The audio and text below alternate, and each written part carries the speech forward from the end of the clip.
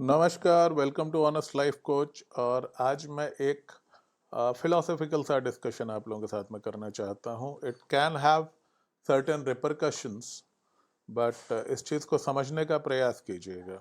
मैं यहाँ पे पॉलिटिकली करेक्ट होकर के ये नहीं बताने आया जी कॉन्फिडेंस से हाथ मिलाओ और इतना डिग्री पर अपनी कोहनी झुकाओ। कॉन्फिडेंस होता तो दिखता, नहीं होता तो आप किसी डिग्री पर अपनी कोहनी मोड़ लें, नहीं दिखेगा confidence, right? Once you know the truth, you become the lion, right? And if you don't know the truth, then you are confused. So confidence comes from truth. इस पे मैं एक पूरा अलग से वीडियो बनाऊंगा. How to get real confidence, not that motivational books वाला nonsense confidence. But आज हम बात करेंगे generations पे.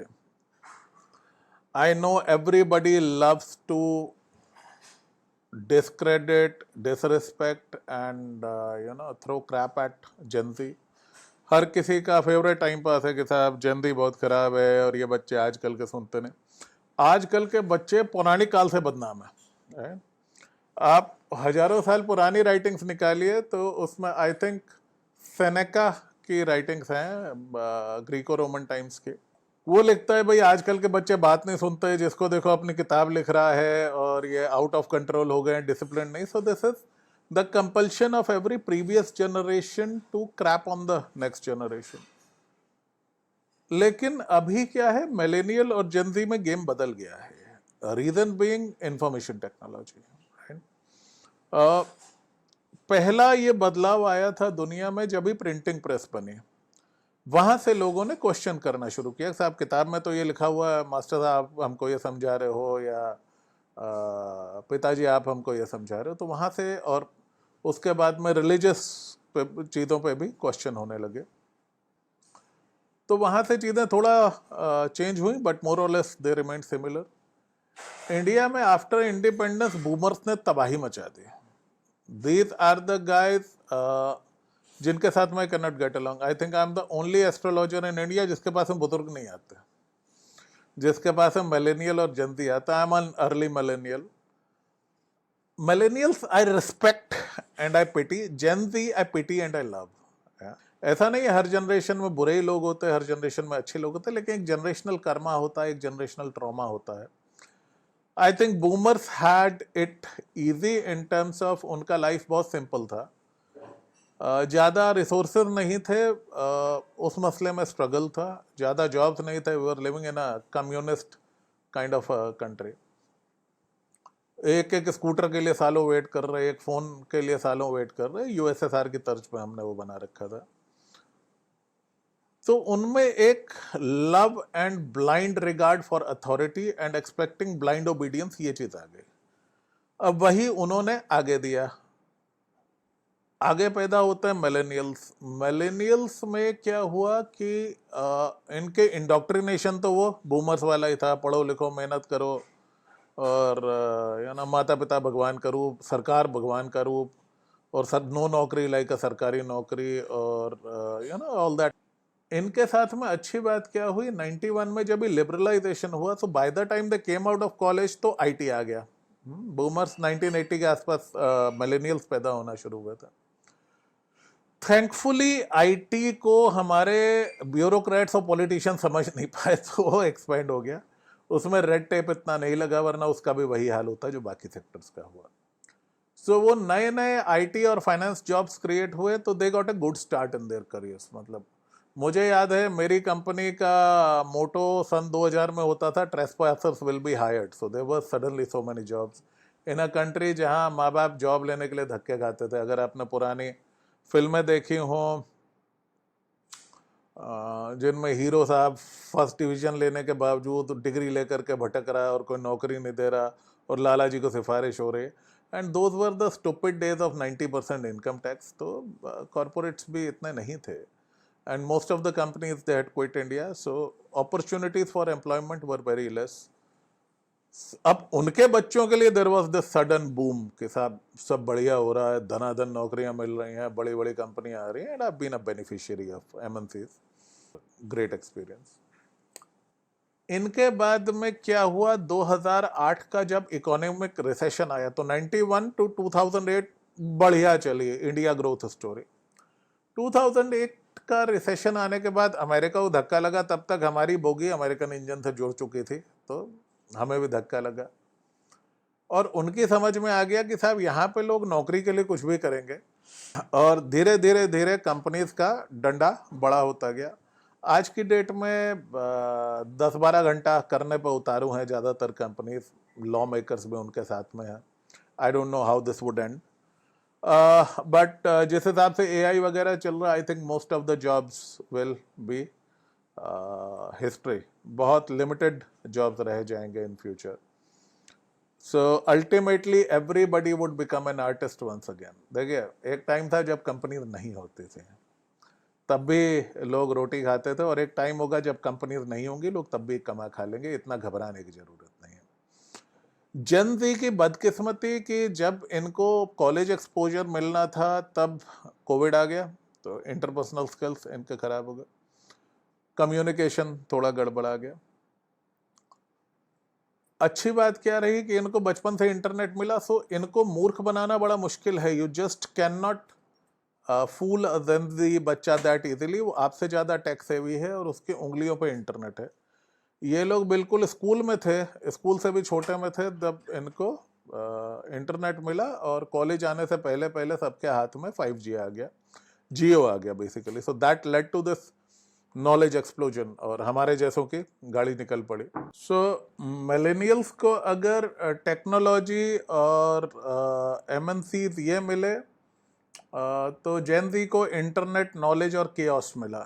हमें गुलामी मिली मिलेनियल्स को, क्योंकि हम लोग बहुत इनसिक्योर। हमें क्या लगता था कि साहब नौकरी नहीं होगी तो घर कैसे चलेगा। जेन ज़ी इस स्टेज में पैदा हुई है कि हिंदुस्तान में इतना पैसा है कि हर इंसान के पास में, एटलीस्ट मिडिल क्लास के पास में, AC, गाड़ी, ये चीज़ें हैं। घर बहुतों के पास में नहीं है, उसके पीछे बहुत लंबी कॉन्स्पिरेसी है। और मेरी राय में आने वाले समय में हर वो आदमी सुखी रहेगा जिसका अपना घर है। सो भले से छोटा सा लीजिए, भले से फ्लैट लीजिए, बट घर अपना लीजिए। कमिंग बैक टू जेन ज़ी, इन लोगों ने जब होश संभाला तो इन्होंने एक लेवल ऑफ कंफर्ट देखा जो मिलेनियल्स को बिल्कुल नसीब नहीं था, और बूमर्स को तो कतई नहीं था। मुझे याद है हमारे बचपन में 24/7 इलेक्ट्रिसिटी नहीं आती थी। स्पेशली मेरा कुछ अर्सा ज़िंदगी का यूपी में बीता, 8-8 घंटे पावर कट्स देखे हमने। So thankfully those days are over. तो वो जो रैबिड कम्युनिज्म था, अब उससे हम टॉक्सिक कैपिटलिज्म तक पहुंच चुके हैं। जेन ज़ी की बदकिस्मती कि जब ये लोग मार्केट में आए तब तक मार्केट का हाल बुरा हो चुका था। हाई कैलिबर जॉब्स बहुत कम रह गए, and I will agree to it. You know, it's very easy to say ये बच्चे काम नहीं करते हैं। तेल निकाल रखा है कंपनियों ने, राइट। और मैं एक एक्स HR पर्सन में बता सकता हूँ, पहले और अब में बहुत फर्क है। अब एक जंग सी छिड़ी हुई है। कॉर्पोरेट बॉसेस हमारे जैसे, जो मेरे कई दोस्त हैं AVP VP बने हुए, वो कहते हैं भाई ये बच्चे बात नहीं सुनते, राइट। लेकिन मैं ये कहता हूँ कि जिस सैलरी पे हम ज्वाइन किए थे 20 साल पहले, सैलरी उसकी डबल भी नहीं हुई। खर्चे कहीं के कहीं पहुंच गए, पेट्रोल के रेट्स हों, लैंड रेट्स हों। तो जो हमको लगता था कि यार इतने पैसे में घर चल जाएगा, इनको पता इतने पैसे में घर नहीं चलेगा, तो इतने पैसे के लिए इतनी जान ये नहीं लगाएंगे अपनी। दूसरा, हमको पता था कि भाई घर तो हमने चलाना है। इनको पता है पेरेंट्स इतने सेटल्ड हैं, रोटी तो खिला देंगे, AC में सो भी लेंगे, वीडियो गेम भी खेल लेंगे। तो मैं 10-15 हज़ार में घिसाई करूं, उसके बजाय मैं रेजिग्नेशन करके और घर बैठ करके कुछ कर लूंगा, कुछ सोच लूंगा। मिलेनियल्स बहुत डेस्परेट रहे, और अब वो जो है अपनी जिंदगी के मिड में है, और अब उनको कंपनियां अपना रौद्र रूप दिखा रही हैं। ओके, तो वो इंडिपेंडेंट थिंकिंग नहीं है उनमें। अब वो पैनिक में, 40 इज द न्यू 60, लोगों को लेफ्ट राइट सेंटर कंपनियां बाहर कर रही हैं, and they are replacing them with people रफली half their age and half their packages. तो देखिए, एक बहुत बड़े फिलोसफर ने कहा था, शायद Ben Franklin, I don't remember correctly, उन्होंने कहा था companies have no bodies to be jailed and no souls to be damned. तो कंपनियां जो करेंगी वो करेंगी, and I can see their pain, I can see their burnout, their desperation. और मैं खुद इस चीज़ को भुगत चुका हूँ, ऑल्दो मेरे टाइम तक इतना बुरा हाल नहीं था मस्त से। मिलेनियल्स ने थोड़ा बैलेंस ट्राई किया, यू नो, थोड़ा हम लोग इंटरनेट से सीखते थे, थोड़ा अपने पेरेंट्स का रहता था, बट हमारे लिए सबसे पहली चीज़ थी हमें करियर स्टेबलाइज करना था, तो कि साहब नौकरी लग जाए, शादी हो जाए। मिलेनियल्स इस चक्की में पीस दिए गए। अब उनकी मिड लाइफ क्राइसिस आ रहा है, उनकी अवेकनिंग हो रही है ना। जब सडनली आपने सारा कुछ अपने करियर में लगा दिया, करियर क्रैश हो गया आपका। अगर आपने सारा कुछ अपनी कंपनी को दिया और कंपनी ने आपको निकाल बाहर कर दिया, इट हर्ट्स। उसके बाद कुछ मिलेनियल्स हैं जिनकी अवेकनिंग टाइमली होगी, मेरे जैसों के स्ट्रगल किया, but now we are part of the resistance. Gen Z अभी केओस में है, इंटेलिजेंस है, स्पिरिचुअलिटी है। मैं जब भी जेन ज़ी बच्चों से बात करता हूँ, उनके क्वेश्चंस थोड़े एनलाइटेंड से होते हैं, you know, there is some spiritual question, there are certain things which they want to know, जो मिलेनियल्स और बूमर्स कभी नहीं पूछते। So Gen Z has their heart in the right place, right.